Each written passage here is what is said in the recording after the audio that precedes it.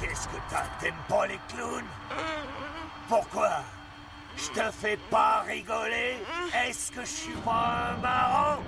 T'as intérêt à me répondre, petit malin. Sinon, je vais revenir vous voir, toi et ta maman. Et si t'as pas une bonne raison de détester tous les clowns, je vous tuerai, toi et toute ta putain de famille. Salut les toqués, je m'appelle Toqué en ligne. Bonjour, bonsoir, comme d'habitude. Je sais pas quand vous allez regarder la vidéo, ou simplement si vous allez la regarder. Écoutez, on se retrouve aujourd'hui pour une vidéo qui me tient beaucoup à cœur. C'est un nouveau top, ça fait longtemps que je vous en ai pas proposé. Et là, en l'occurrence, ça va être le top 10 des films que je préfère, de mon acteur, mon dieu, la passion commune qu'on a avec Goldie. Voilà, pour ce monsieur qui est pour moi qui est toujours Robin Williams, qui est toujours parmi nous quelque part. Et donc je vais vous faire un top 10. C'était dur quand même de sélectionner 10 films, mais je pense être plutôt pas mal dans le top. Voilà, c'est que mon avis, hein. Bien évidemment, on n'allait pas me dire pourquoi t'as pas mis tel et tel film, parce que c'est mon avis, c'est comme ça que je le ressens. D'ailleurs, je vous annonce que idéalement, avant début 2019, donc fin 2018, peut-être pour Noël, je vais essayer de me mater l'intégralité de ce qui est disponible en France, en tout cas, de la filmographie de Robin Williams. Et on vous fera une vidéo en commune, en split screen sûrement, on verra comment s'organise avec Valentin, des Associés du Diable. Voilà, ce sera une belle grosse vidéo, je pense, et ça pourrait être pas mal, donc j'espère que ça vous plaira. N'hésitez pas à dire ce que vous en pensez en commentaire concernant l'idée. Mais voilà, c'est un projet qui me trotte depuis un moment de la tête, il est au courant, on s'en parle souvent, là ça fait un moment qu'on s'en parlait pas trop. Mais voilà, c'est sûr, à mon avis, avant début 2019, vous aurez ça. Donc on a hâte de vous présenter ça. Donc écoutez, on va commencer sans plus tarder, de la 10e à la première place. Dans les mentions, entre guillemets, honorables, que j'ai pas mis dans le top, il y a L'éveil, avec Robert De Niro. En fait, c'est un éducateur spécialisé en structure, Robin Williams, ça je parle, qui est génial. Il y a Dr Patch, pareil, un rôle de médecin qui redonne le sourire à des enfants malades à l'hôpital, qui est génial aussi. Il y a Kat Jackman, comédie fort sympathique avec Tim Robbins, où voilà, il est vendeur en concession de voitures et il se passe pas mal de choses, découvert il y a peu de temps là. Voilà, par exemple, Flubber également, enfin voilà. Les films que je viens de vous citer, ils sont pas dans le top, donc ça a été difficile de pas les mettre. Mais il en fallait 10, donc j'en ai retenu 10 et je suis plutôt content. Vous allez voir que mon Robin Williams préféré, c'est fin 80 et toute la période 90, vous allez voir de toute façon avec les films présentés. Mais le premier, le 10e, est un film des années 2000, exactement 2006.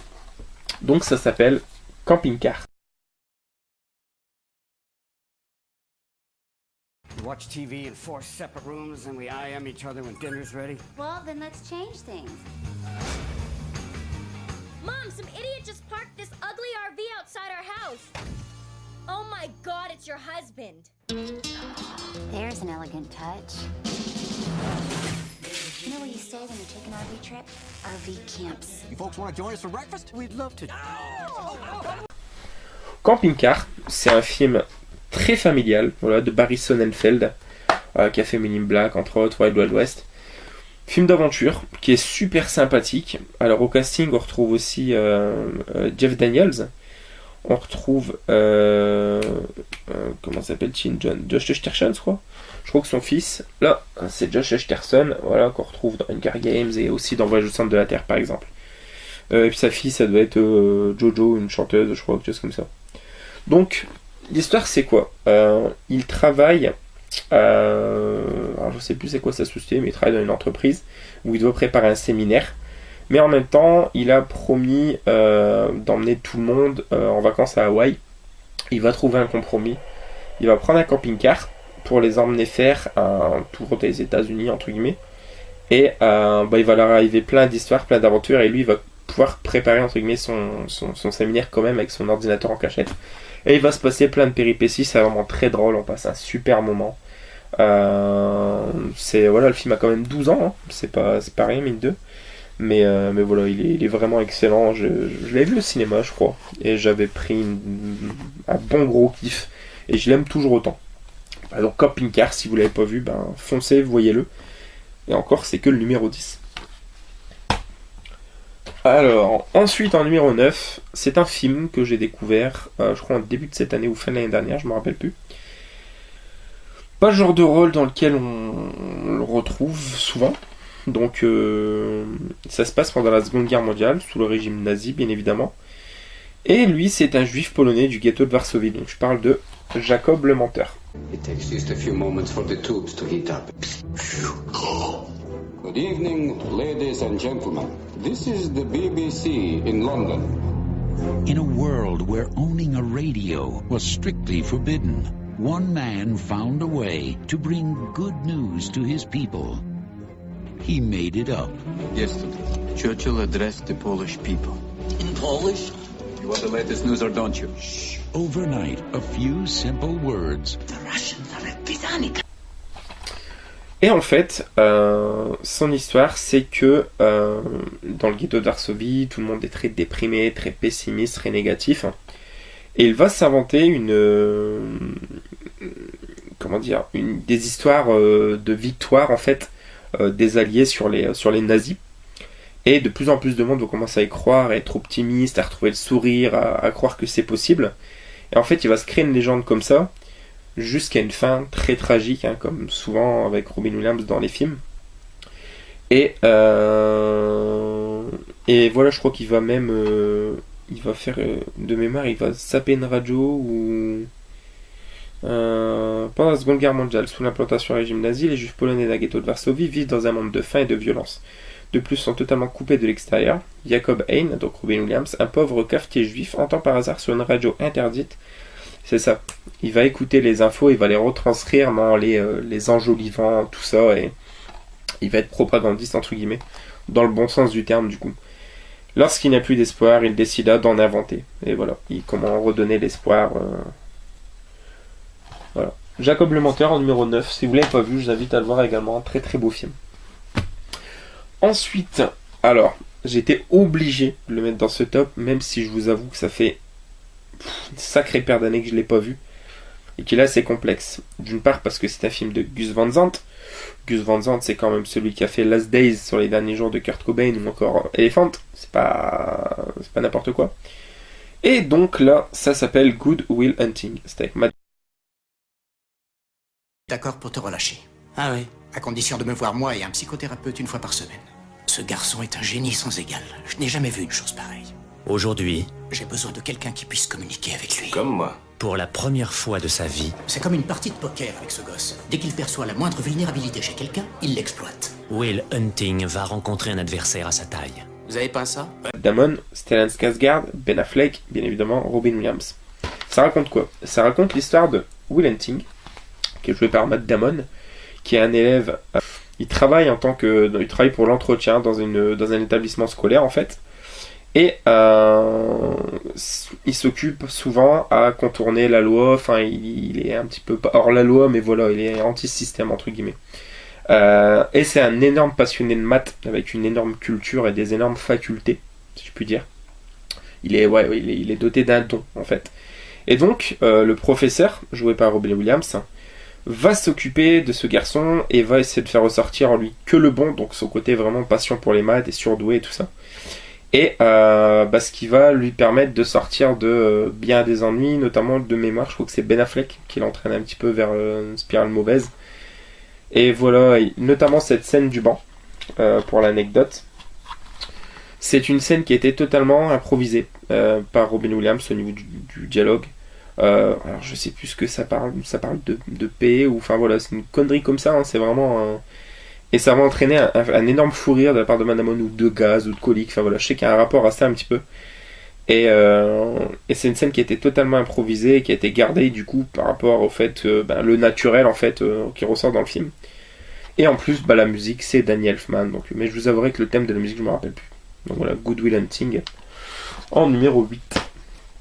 Ensuite, en numéro 7, classique de chez classique, Robin Williams, Sally Field, Pierce Brosnan. Voilà, je parle d'un film de Chris Columbus, musique de Howard Shore, et on est sur Madame Doubtfire. Euphigenia Doubtfire. Papa's got a brand new bag.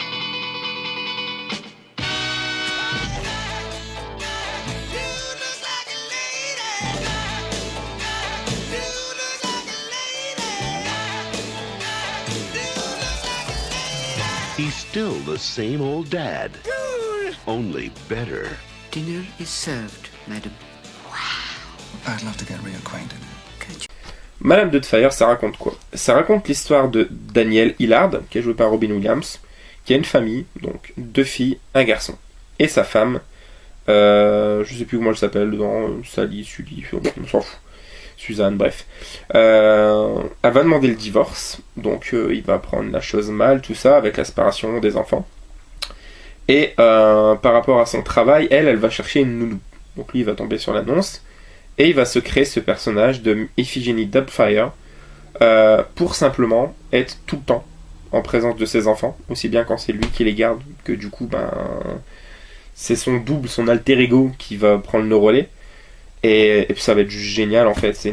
Ce personnage qu'il invente, c'est une anglaise, très maniérée, vraiment très british, très hautaine, très madame.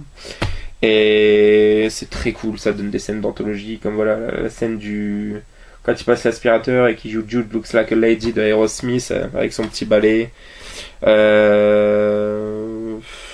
Tout est génial dans ce film. Pierce Brosnan est très bon, c'est le nouveau compagnon de Sally Field, donc de son ex-femme.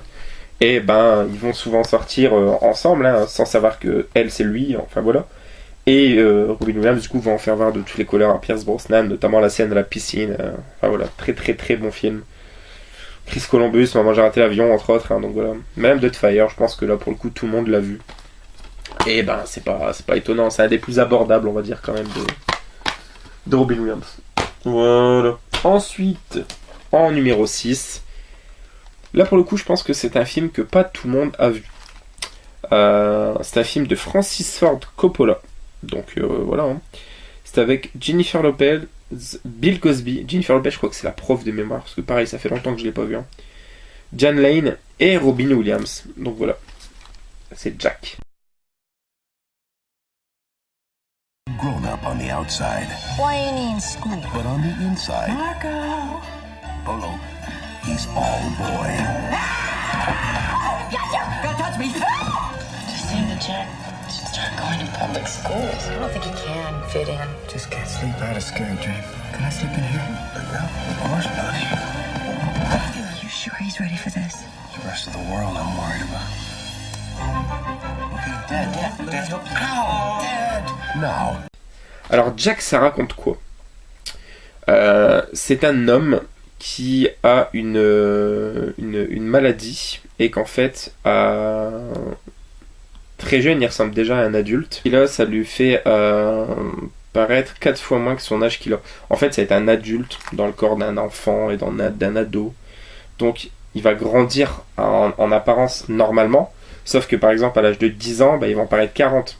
Et donc, à l'âge de 20 ans, il va en paraître 80. Donc, on se doute de comment ça va se passer. Et c'est très beau. C'est un petit côté big, je trouve, sur pas mal d'aspects. Le film avec Tom Hanks.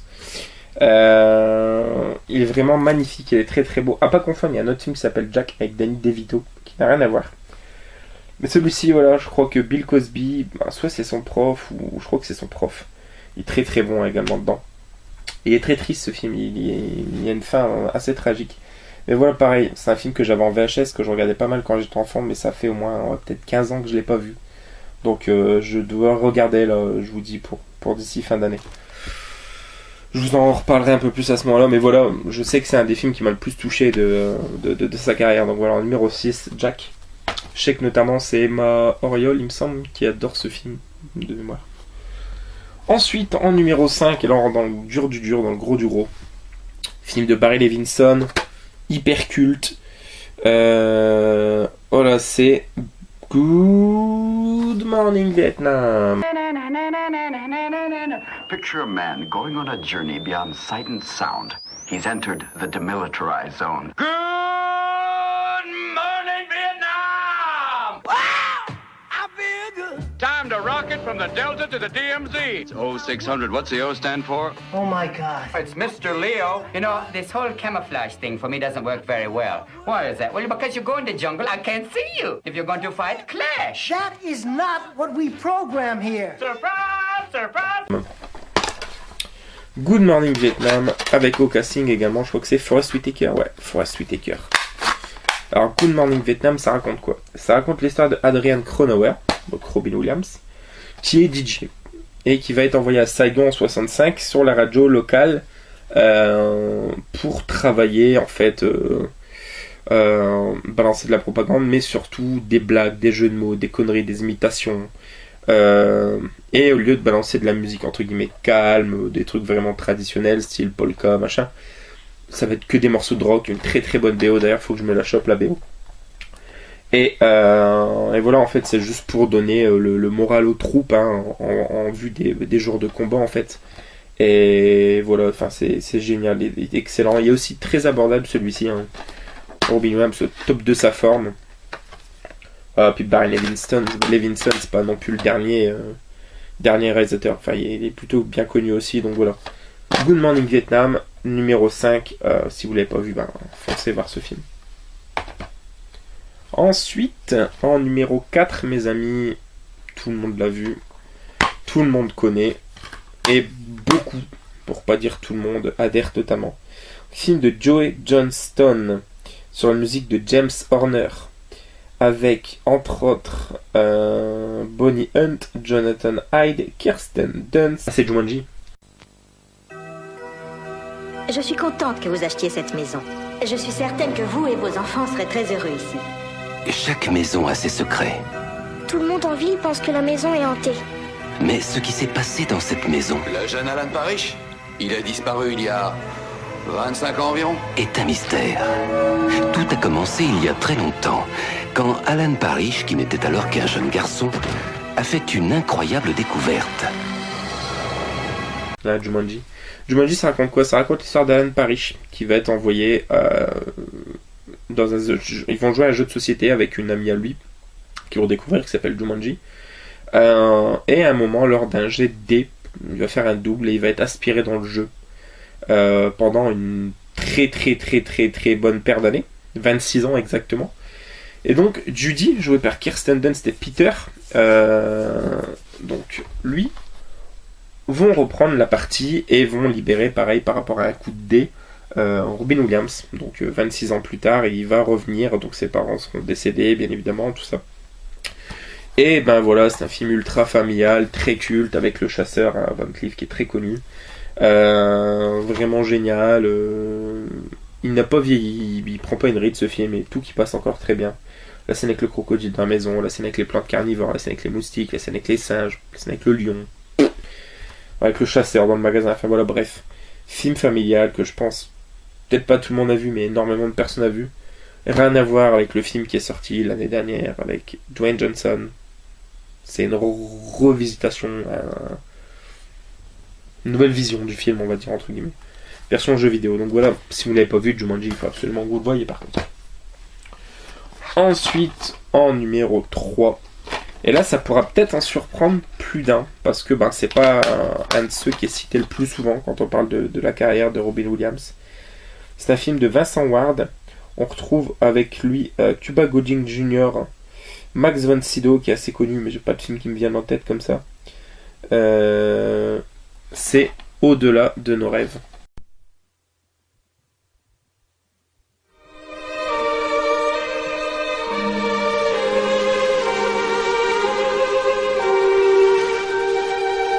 Je t'aime, Annie. Moi aussi, je t'aime. Je lui ai dit, je t'aime, ma belle. Je m'en souviendrai toujours.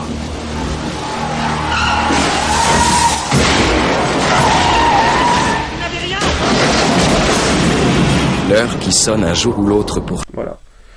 Alors, Au-delà de nos rêves, c'est un film plutôt particulier. Robin Williams va avoir ce qu'on appelle un ange gardien, donc qui est joué par Cuba Gooding Jr., qu'on retrouve dans Jerry Maguire par exemple. Au-delà de nos rêves. Robin Williams est joué par Chris, enfin le personnage de Robin Williams c'est Chris. Sa femme s'appelle Annie. Donc ils sont en couple, ils vont être mariés pendant plusieurs années, voilà, ils ont des enfants, tout ça. Et leurs enfants, en fait, ils vont décéder, donc dans un accident de voiture. Il va se ronger dans sa peine, dans sa douleur, dans sa morosité, en fait, et elle va partir s'éloigner de plus en plus de lui, et se réfugier, en fait, dans la peinture, dans l'art plastique. Et lui, il va à nouveau subir un accident et mourir. Sauf que il va pas vraiment disparaître en fait. Il va être donc récupéré entre guillemets par son ange gardien qui est Cuba Gooding Jr. Et il va revivre à travers les peintures de sa femme. Donc c'est vraiment particulier, mais c'est vraiment magnifique. Et les peintures vont commencer à prendre vie entre guillemets. Et il va commencer à ressentir les sentiments et la douleur et la peine et les diverses émotions qu'a pu et que peut rencontrer et traverser sa femme. Donc c'est vraiment particulier, c'est vraiment un film unique, c'est un ovni, c'est une petite pépite pour moi ce film. Et c'est magnifique, il y a vraiment un rapport de la vie après la mort qui est montré de manière très poétique, très lyrique presque. Enfin voilà, ça me fait un peu penser, ça n'a pas trop grand chose à voir, à Eternal Sunshine of the Spotless Mind. Le côté lyrique est vachement poétique et vachement imagé du film. Le film de Michael Gondry. Donc voilà, Au-delà de nos rêves, numéro 3, je vous invite très fortement à le voir. Il est vraiment magnifique ce film. Et on termine pour les deux derniers avec deux films ultra cultes de la filmographie de Robin Williams. Le numéro 2, ça a été dur de le mettre en deuxième place, mais il a fallu faire un choix. C'est de Steven Spielberg, c'est avec Julia Roberts, Dustin Hoffman, Bob Hoskins et bien évidemment Robin Williams dans le rôle de Peter Banning. Peter, don't you know who you are? Have to fly. Have to fight. Have to crow. Have to save Maggie. Have to save Jack. Okay, he's back. Who?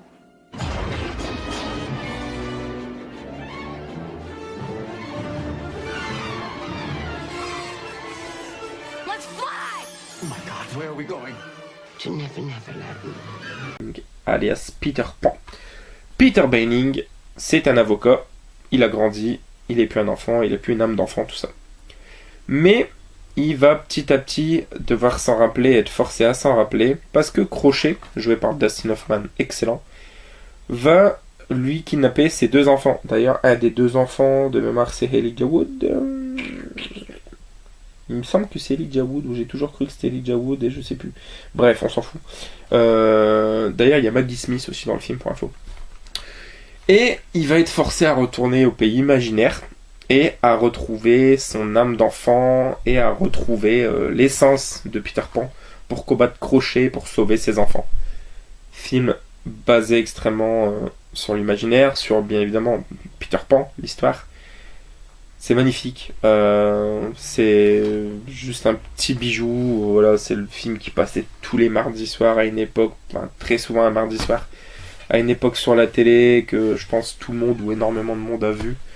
Et voilà, enfin c'est une Madeleine de Proust ce film. J'en ai d'énormes souvenirs, je l'ai vu, je le connais presque par cœur. Et donc voilà, je vous invite très fortement, si vous ne l'avez jamais vu, à le découvrir. Mais je pense que là, pour le coup, à mon avis, tout le monde l'a vu. Donc voilà, en numéro 2, je mets bien évidemment Hook, la revanche du capitaine Crochet. Et pour terminer donc ce top 10 de mes films préférés de Robin Williams, on va terminer avec un immense chef-d'œuvre, selon moi. Film de Peter Weir. Avec, alors de mémoire, je crois qu'il y a Ethan Hawke qui joue un des jeunes dans le film. Voilà, c'est pas marqué, mais il me semble. Donc voilà, c'est Le Cercle des Poètes Disparus. Donc... Oui, maman, je te promets, je ferai des efforts. T'as vu ce qu'on m'a donné? Oui, ça ressemble à un collège. Oui, c'est très bien situé. Et c'est plutôt austère, mais je trouve ça normal. Glacial. Oh non, pas trop depuis qu'on a déplacé le réfectoire. Merci de votre présence. J'adore ces vieilles traditions. Oh, rien n'a changé depuis votre Oh, temps. cher docteur Nolan, Bonjour, c'est notre cadet, Todd. Monsieur Anderson. Dead Man's Society, je crois. Ça raconte quoi? Ça raconte l'histoire de John Keating, qui qui est un prof d'anglais, mais qui fait très philosophe, joué par Robin Williams, qui va tomber sur un groupe d'élèves un peu compliqué, un peu différent, un peu dur à manier, dur à diriger, tout ça. Et il va leur inculquer diverses manières et diverses cultures et diverses philosophies de vie, de discipline, à travers des écrits, des bouquins et juste ses méthodes de travail en fait. Et oh capitaine, mon capitaine, réplique super connue du film. Et il va sortir un petit peu des sentiers battus par rapport à la manière de diriger, un peu comme fait Jack Black dans Rock Academy par exemple, même si encore une fois c'est deux films qui n'ont rien à voir l'un avec l'autre, même s'il y a une idée un peu commune quand même. Et voilà, c'est juste un petit bijou. Il y a le bouquin qui est excellent également. La musique, c'est de Maurice Jarre. Voilà, le scénario de Tom Schulman. Et là, pour le coup, je pense qu'encore une fois, énormément de monde l'a vu, mais pour ceux qui l'ont pas encore vu, il faut à tout prix que vous voyez ce film. C'est une petite leçon de vie et d'humilité. Et voilà, c'est un énorme film.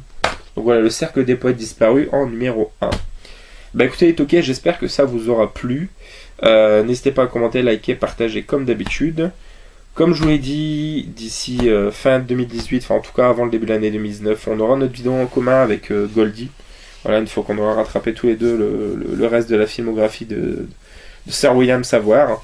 Et on vous partagera cette vidéo. Donc vous êtes ok, on se retrouve très prochainement pour une nouvelle vidéo. Johanna Nanif. Ciao ciao.